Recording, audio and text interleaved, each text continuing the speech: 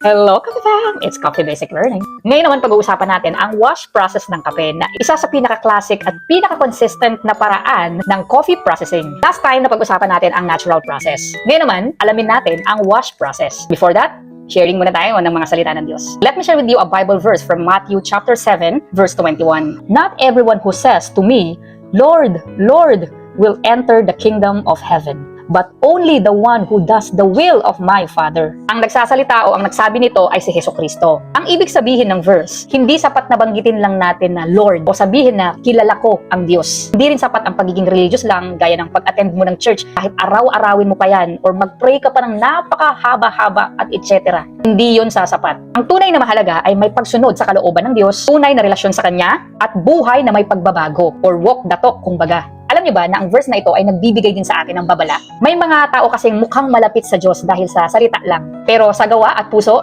hindi naman sumusunod. Kaya nga ang sinasabi ng Panginoon, hindi lahat na nagsasabing Lord ay tunay na sa Kanya. Hindi porket na tinatawag mong Lord ang Panginoon, ay tunay ka ng sumusunod o may relasyon sa Kanya. Tandaan niyo na hindi lang kasi sa salita nasusukat ang tunay na relasyon sa Diyos, kundi sa gawa at puso. Kaya naman, tanungin natin ang mga sarili natin. Kilala ko ba talaga ang Diyos o kilala ko lang siya sa salita?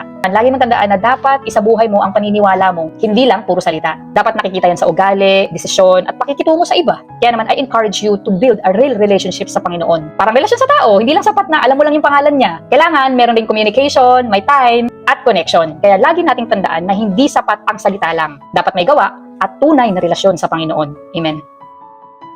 Okay, back to our topic. Alam mo ba na ang wash process ay tinatawag ding wet process? Isa ito sa pinaka-original na paraan ng pagproseso ng kape. At kilala ito sa pagbibigay ng clean, bright, at well-defined na lasa. Kaya naman kung beginner na barista ka, coffee enthusiast, o mahilig sa kape, ito ang pinaka-basic or simple guide para maintindihan mo ito.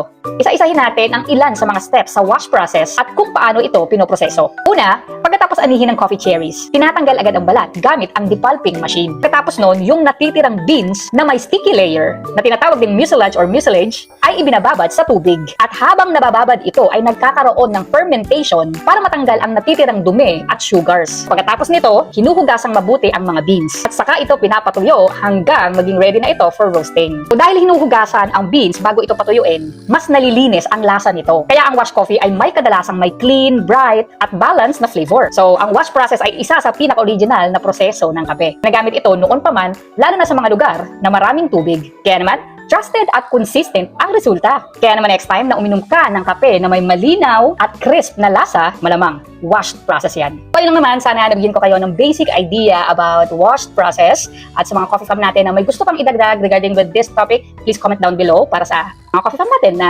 dagdagan na kanilang learnings, okay? And please don't forget to share this video kasi nga diba, sharing is caring. Follow for more coffee learnings and this is your online barista.